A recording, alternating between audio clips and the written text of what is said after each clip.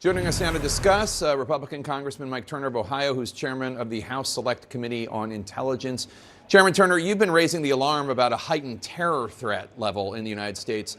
Do you think all of this squabbling over the bill, especially the Republican infighting when it comes to funding the government, sending aid to Ukraine and Israel, do you think that makes America look weaker before the world? No, I think these really are just substantive debates that are occurring about how we're going to fund this, what was a very large national security project or bill that came from the White House. That included, of course, funding for the border, funding for our interest in Asia, Ukraine, and Israel itself. So I think, and now we come up to the deadline of funding the government and possible government shutdown. I think this is just part of the normal discourse. We will get this done. It'll get across the line, and Chuck Schumer and then may or may not be happy, but work will happen and this bill will get done. The Hamas-controlled Ministry of Health in Gaza says more than 10,000 people have been killed in Gaza. Whether or not you buy those numbers, and I know President Biden does not, I think we can all agree thousands of innocent people have been killed. Too many people have been killed. Here's how one civilian rights expert put it to the Washington Post.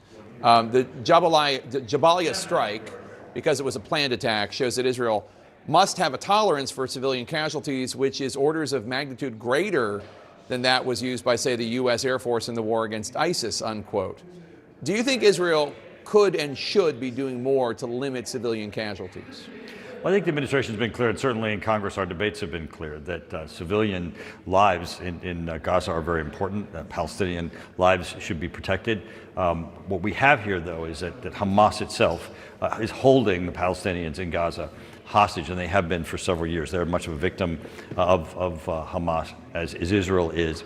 And so what you see now in this conflict as Israel goes to defend itself, to dismantle Hamas, to take out its leadership, this very difficult process of fighting Hamas in among Palestinians in Gaza.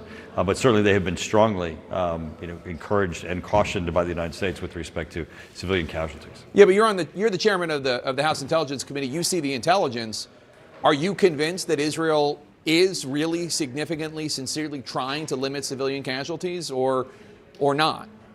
Well, we just had a classified briefing this week, and we all walked away with the impression that certainly Israel is attempting to do that, but of course the United States is still not pleased that things are not up to the standards that we would expect or hope, and we're continuing to pressure Israel about that, and I think that is a discourse that's incredibly important. These are people's lives that need to be protected.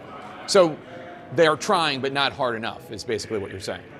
Well, I think there is a gap between what the United States standards would be, what we expect, and what we're seeing on the ground.